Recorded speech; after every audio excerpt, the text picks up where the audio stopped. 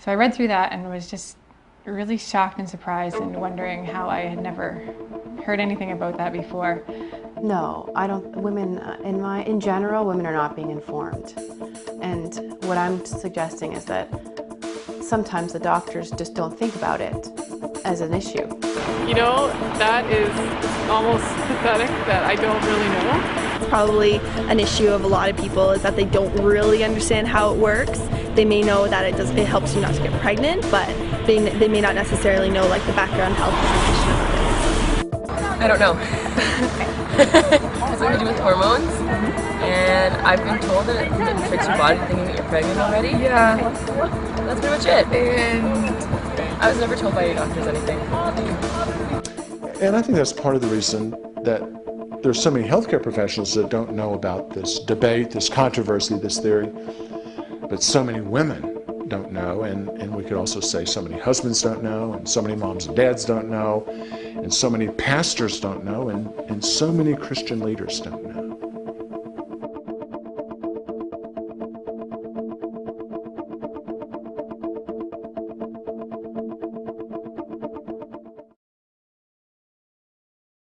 I heard about it from my partner. I was practicing in Kissimmee, Florida, a little town near Orlando. My partner came back from a conference and said, "I've heard that the birth control pill can cause abortions. Have you ever heard this?" I said, "Absolutely not. In fact, I don't think they can." And he said, "Well, here's some literature. Why don't you read it?" So I read it, studied it, and I came back to him and I said, his name's John Hartman. I said, "John, I think this is a bunch of rubbish." And he said, "Well, why don't you prove it?" I guess it stops the female from the egg with the sperm to fertilize. I can't say I really know for sure how birth control works. I know it has something to do with adjusting your hormone levels, but beyond that I'm not really sure how it works. I haven't gotten pregnant, so I guess that it works to the best of my knowledge. Stops you from ovulating. So you still have your period, but it's not the same as if you were not on the pill, I guess. Yeah. The woman's normal menstrual cycle involves the ovary, cervical mucus, and the uterine lining. In a normal cycle, a woman releases an egg every month due to the natural hormones estrogen and progesterone. For a woman on the pill, the artificial hormones usually prevent ovulation. Secondly, in a normal cycle, the cervical mucus changes to improve sperm migration. For a woman on the pill, the cervical mucus thickens to prevent sperm penetration. Thirdly, the natural hormones in a normal cycle cause the lining of the uterus to build up in preparation for a newly conceived child to implant. For a woman on the pill, the artificial hormones cause the lining to shrink and do not allow it to mature properly. So if the first two mechanisms of the pill fail and the woman does ovulate and conceive, implantation of a new child may be hindered, which would be an abortion. Many medical textbooks, pharmaceutical manuals, and government resources include the third mechanism.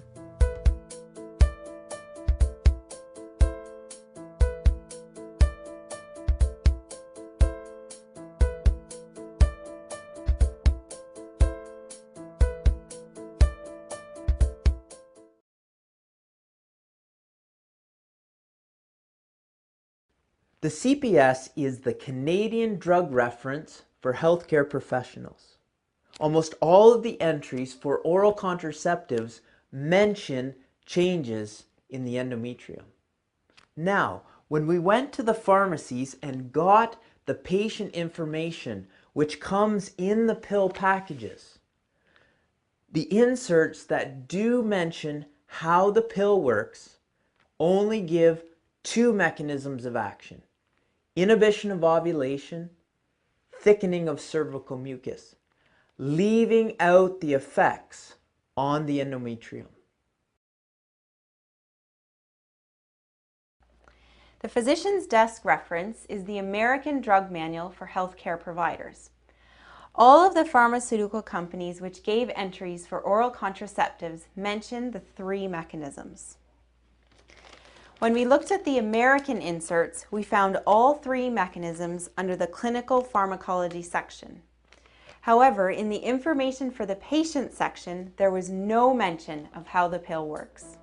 That when we were doing our research, we found that in the physician's desk reference, every birth control pill is required to print the mechanism of action, how the birth control pill works.